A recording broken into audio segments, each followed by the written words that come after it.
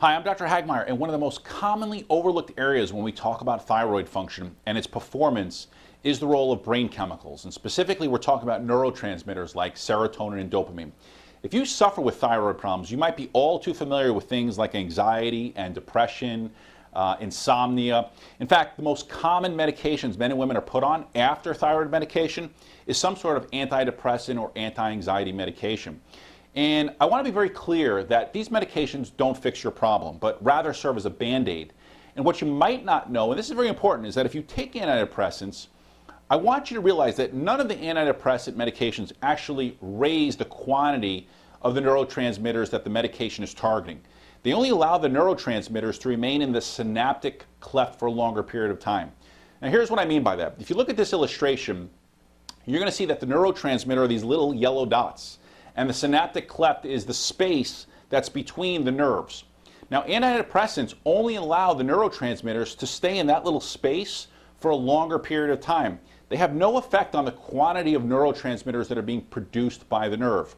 When a person has low thyroid hormones, not just a low TSH, but we're talking about really having low T3 levels and low T4 levels, there are a number of things that happen. Number one is that the receptor sites become less and less sensitive to serotonin, meaning that they don't respond to all the things that serotonin does.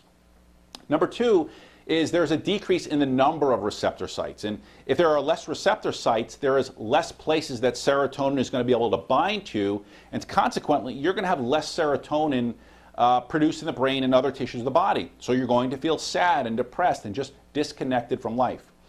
Studies show that if you continue to have low thyroid levels year after year after year, permanent brain damage can occur. We call this neurodegeneration, permanent neurodegeneration of these serotonergic neurons in an area of the brain called the frontal cortex occurs.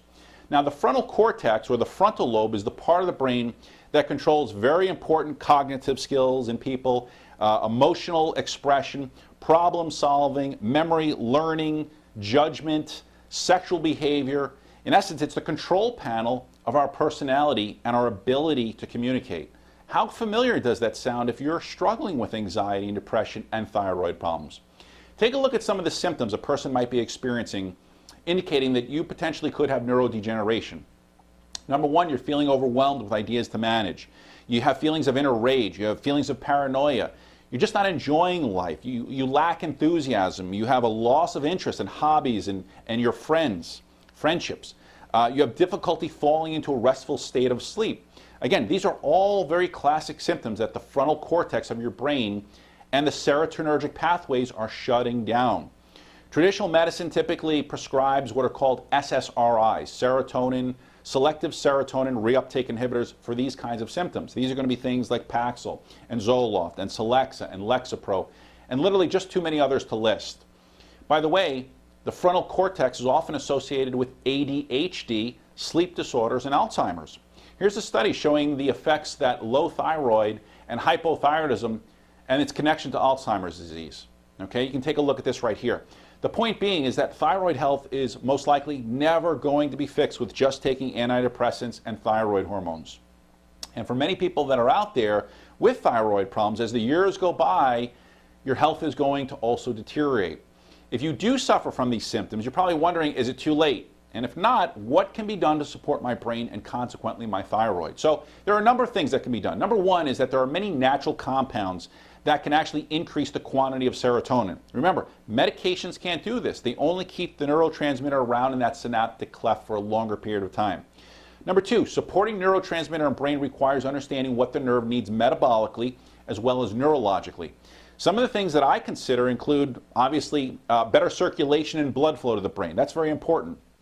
Number two, supplements that help with the uptake of neurotransmitters into the synaptic cleft.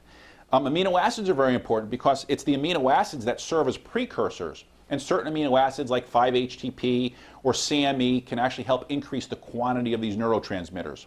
We also have to take into consideration what are called nutritional cofactors, because in order for you to make neurotransmitters, you have to have a variety of different B vitamins like B6, B12, magnesium, niacin.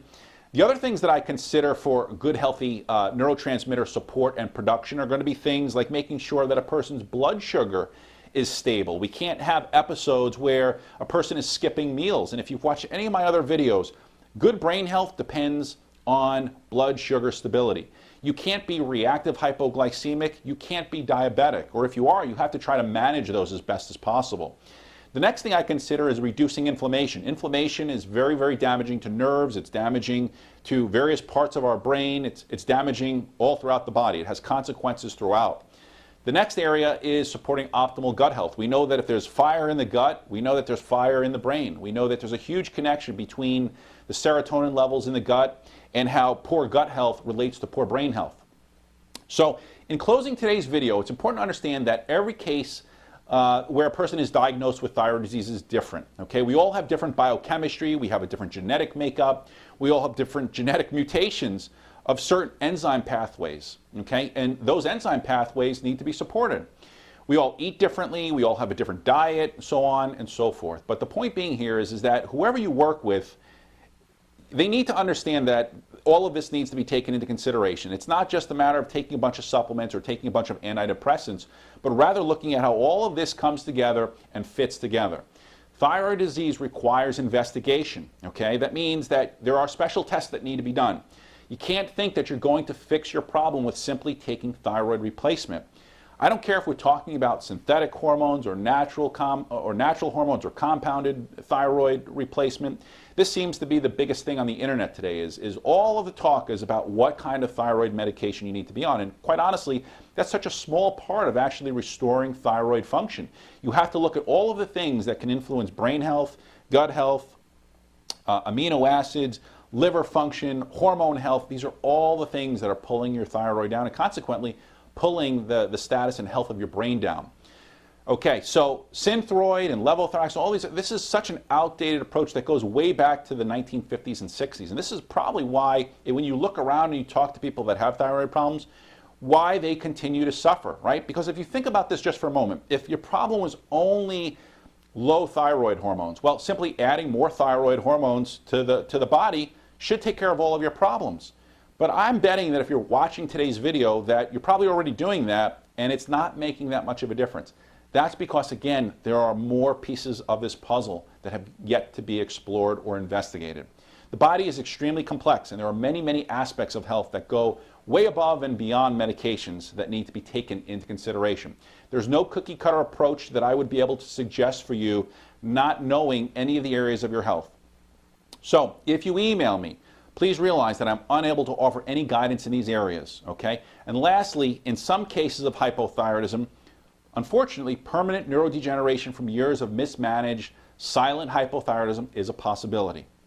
So I hate to leave on a note like that, so I'm going to end today's video by saying that the sooner you start doing something, the better, okay? I'm Dr. Hagmeyer. I hope today's video was helpful to you. I hope you realize and understand and can now appreciate that addressing thyroid disease really requires a doctor who's going to partner with you in your health journey. And this means sometimes you may need to take thyroid medication, but that doesn't mean that you can skip all of the other facets and areas of your health that truly need attention. Okay? Well, until next time, take care.